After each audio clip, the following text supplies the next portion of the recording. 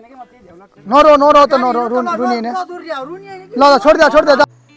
hello guys स्वागत छ मेरो न्यू ब्लगमा आज चाहिँ हामी नेपाल जाने हो हामी भन्दा पनि म अनि यहाँ बहिनी ज्वाइँ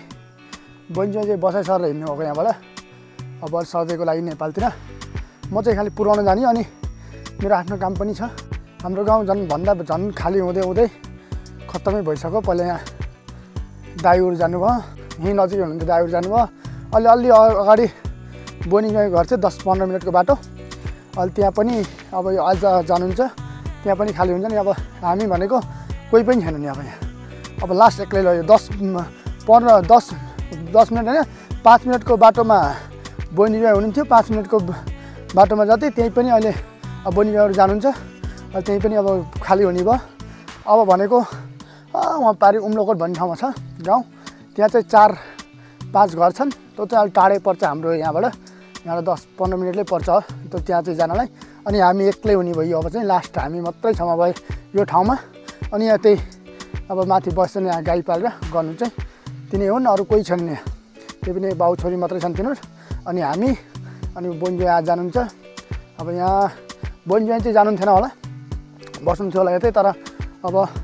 स्कुलको लागि भान्जीहरू स्कुल पढ्ने बेला भयो स्कुल जान पाएनन् अब यहाँबाट स्कुल जानु टाढा छ त्यही भएर आज बसेर सर जानुहुन्छ नेपालतिर अहिले चाहिँ म पेकिङ गर्न हिँडेको यस्तै छ हाम्रो जिन्दगी मेघालयमा यत्तिकै चलिरहेछ तर मेघालय त राम्रो ठाउँ हो नि तर हामीलाई अब हाम्रो व्यवस्था राम्रो नभएर हामी चाहिँ अब त्यस्तै नै सबैले प्लानिङ गर्दै हिँड्दै गरेछन् सबैजना के छ तयारी हाम्रो नेपाल जाने मान्छेहरू खै शान्ति छ नि तिनीहरू त ए चुपचाप छन् त के हो सबैजना ल अब तयारी गर्ने न ल जाउँ न त मैले गरेर आएको त यो नेपाल लाने बेडिङ घरमा बनाएको होममेड बेडिङ यो चेन पनि छ यसमा यस्तो चेन लगाएर बोरा सिलाएर यो होममेड बेडिङ हो यो बजारबाट किनेको बेडिङ भयो दुईवटा बानियो यो चाहिँ घरमै बनाएर रहेछ नि यस्तरी बनाउँदो रहेछ नि बेडिङ चाहिँ पुरा चेन लगाएर बोराको सिलाएर दामी छ ल हाम्रो पेकिङ भइयो कतिवटा भयो एउटा दुईवटा यसमा यहाँ दुईवटा चारवटा यति नै होइन यो एउटा 3टा अरू भेजेको सबै ए 3टा यसमा दुईवटा 5वटा बेडिङ भयो अब रेडी हुन थालेको सबैजना अब एकछिनमा हिँड्ने पेकिङ गरेर भ्याइयो अब रेडी भएर अब जाने हो ल घर जान पर्यो फेरि घर आएर नि जाने यतैबाट पिकअपमा जाने हो पिकअप बोलाइएछ त्यहाँ तल मयङसम्म अनि बिट्टु कहाँ गएर आएको अरे बिट्टु मामा गएर आएको र बल्ल आज भेट्यो हाम्रो बिट्टु 3-4 दिनमा बुम छैन आऊ जाम गर अब म चाहिँ हिँडेको यहाँबाट अब यहाँ ज्वाइँको घर गएर त्यहाँलाई गाडीमा जाने हो यिनीहरू चाहिँ मलाई पुऱ्याउन हिँडेको दुईजना भएर त्यो गाडीसम्म अब बाई मेघालय भन्नुपर्छ अब हिँडेको यहाँबाट गाडी आउँछ अब एकछिनमा बुलेर आउँछ बेग बोकेछन् एकजनाले झोला बोकेर हिँडेछन् महिनै पछि नेपाल जान्छ भनेर इज्जत पनि छैन मेरो त बेला जाने मान्छेलाई फुल सजाएर बाटामा ढोकामा फुल राखेर निकाल्छन् मलाई त कराउँदै निकाल्छन् छिटो निक्ली यहाँ झेउ भयो भन्छन् नेपाल जाने तयारी हुन थालेको हाम्रो गाडी आएको छैन तर एउटा गाडी त आएको छ यो गाडीमा चाहिँ जाने होइन गाडी आइपुगेको छैन एकछिनमा आइपुग्छ गाडी यिनीहरू कपडा लगाएर तयारी भयो सबैजना फोटो हाल्दैछन् त गाडी नै आइपुग्यो हाम्रो अब सामान हाल्ने गाडी यो गाडीमा सामान हालेर लिएर जाने हो सामान मान्छे सबै यसैमा जाने हो ल सामान हाल दुईजना मिल्यो दुईजना एकजना सकिन ल 3जना कि 3जना भयो नि ल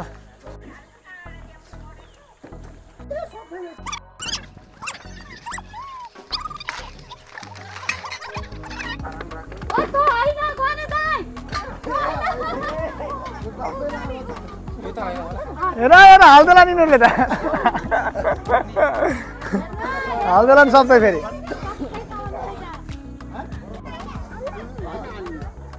बिट्टु पनि नेपाल जाने बिट्टु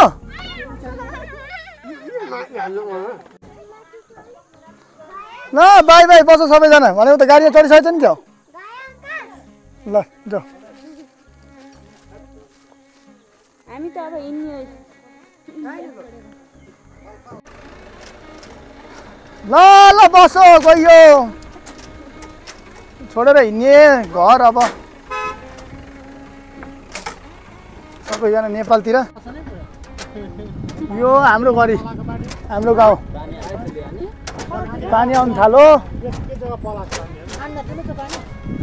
थाल्यो बुलेरामा यस्तो खुल्ला छ पछाडिबाट पनि गाडी आउँदैछ बिट्टु बस है ल तता गर्दै मलाई जा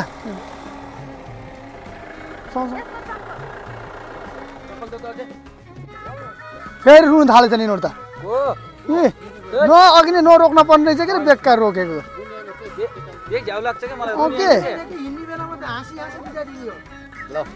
नरो त नरो रुने ल छोडिदियो जान्दियो सबै यस्तै किन रोको यिनीहरू सबै रोछन्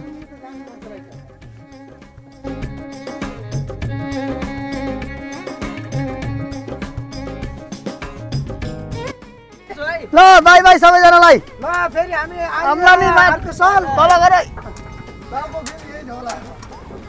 ल बस सबैजना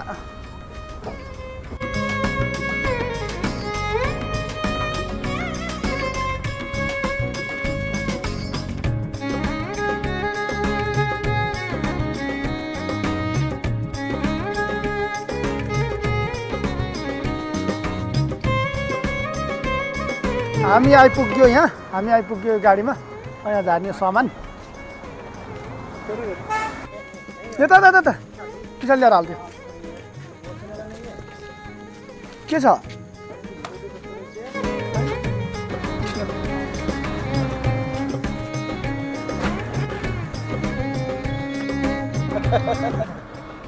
हामीलाई लिएर आएको गाडी पनि गयो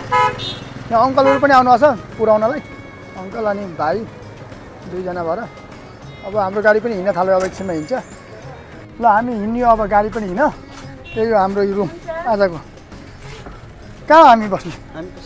पछाडि हो हाम्रो कहाँ हो पछाडि कति पछाडि रहेछ यहाँ रहेछ हाम्रो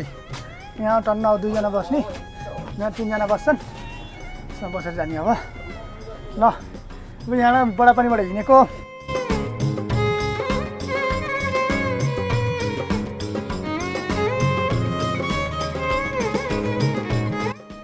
हामी 6:30 बजे आइएसबिटी आइपुग्यो गुवाहाटीको अब यहाँ रोक्छ 1 घन्टा ट्याक्कै 1 घन्टा रोक्छ अब 1 घन्टासम्म यहाँ चिया पानी खाने नास्ता गर्ने अनि त्यहाँबाट हिँड्यो फेरि भान्जी अझै पनि सुतेछन् नि भन्छु क्या हिँडेको के भयो यो आइएसबिटी सबै बसहरू आएर यहीँ रोक्छन् गुवाहाटीमा हो यो चाहिँ सबै बसहरू आएर यहीँ रोक्छन् अहिले 1 घन्टा 1.5 घन्टा जस्तो रोक्छन् अनि फेरि चिया पानी खाएर सबै निक्लिन्छन् यहाँबाट कोही 1 घन्टा पनि रोक्छन् कोही 15 मिनट पनि रोक्छन् अब यहाँबाट चाहिँ अब एकैचोटि खाना खाने ठाउँमा रोक्छ गाडी दाम सोध्नु कति कितना उसको भैया दाम 250